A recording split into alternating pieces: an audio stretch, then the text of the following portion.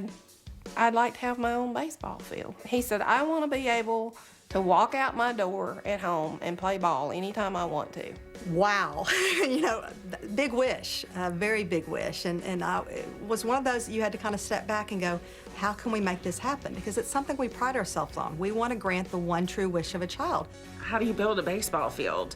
I couldn't picture in my mind where it was gonna face, where if we faced it this way, then the balls would go through the windows of their house, and there were trees all over the place. The ground was uneven. I didn't know how to start. Someone just happened to mention calling the grounds crew. They completely built the field. The first time that we saw the land was a few pine trees, overgrown, so we pushed everything up and hauled off all the undergrowth and got it down to bare dirt, and then we was ready to engineer it and lay it out and get ready to roll. It was a constant just flow of people just flowing in, the benches showing up, doing the fine tuning, you know, getting the bases put in, the foul post stood up, whatever anybody could do to help, that's what we did to do it.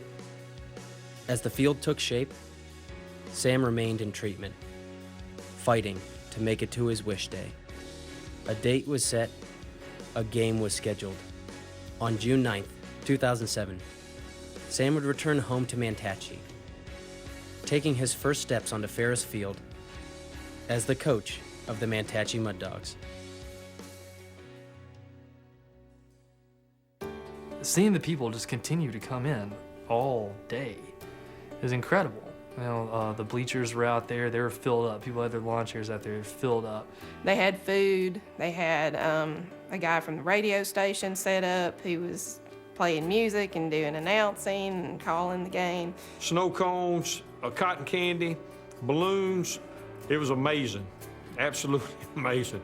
The town was shut down. No one had a funeral that day, no one had a birthday, everything was closed down, and June 9th, 2007 was devoted for Sam Farris, and I think that meant a lot to me to see the town as a whole come together just to see me. I think I cried most of the day. It was really a great feeling to see the support that one kid had. He had just finished a really rough series of treatments, a week's worth of chemo that always knocked him down. His counts were 0. He had no immune system. And I said, you know what? God, he's in your hands today. I'm not gonna tell him he can't do anything. I want him to have a good time, just take care of him. And Sam wanted to play. He said, okay, I'm gonna coach third base. We're like, okay, that's cool. So the whole game, he stands over by third base and he's coaching. And I'm walking around talking to reporters and people and everything and not really paying any attention. I hear Craig, the announcer, go, and up to bat is Sam Farris. And you could have heard a pin drop.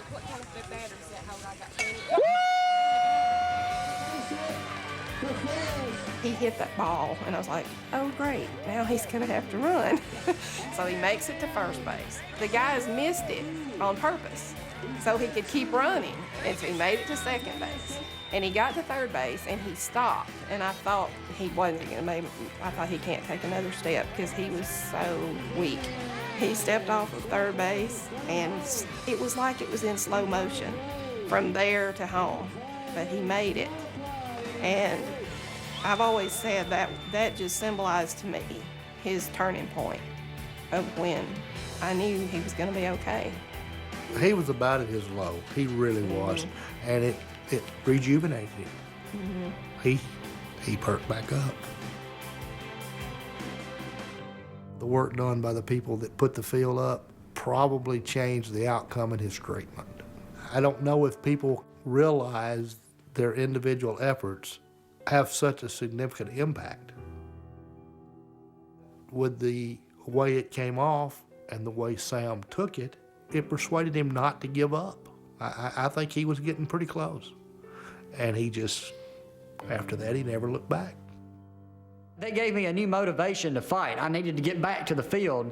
They got rid of any negative thoughts that were left and any doubts that I might have had. It was just fight as hard as you can and get through as quick as you can. Don't even worry about the alternative because you've got a reason to make it. You've got to fight for all these people and you've got to get back. With new motivation, Sam continued to fight, little by little growing stronger and healthier. He would return to school, even playing ball again. And on August 25th, 2011, after a 5-year battle, Sam was declared to be in remission. When I eventually got declared in remission, it didn't really jump out and surprise me because I knew that was going to happen all along. My faith was in the right spot and my head was in the right spot, and I just knew things were going to work out. We hoped that we would someday be at a point where he was healthy enough just to be with us. But to think he would be able to do the things that he's done, he graduated valedictorian of his class after missing a year and a half of school. You know, he's gone to Ole Miss and he's doing great at Ole Miss. He's looking forward to going on and doing bigger and better things. Sky's the limit. Get on your feet and make some noise! And welcome to the field for the first time in 2015, your Manatee Mustangs! Today, Sam is known as the voice of the Mustangs, a passion he discovered while in treatment at St. Jude. Shallow fly ball, right fielder coming in, it drops for a base hit. Another run will score, that'll be 2-1 Redbirds. I love being around the baseball diamond or the football field or the basketball court, having the privilege and the honor to be the guy with the microphone, and that's why I'm here at Ole Miss. That's what I'm majoring in now. That's the dream.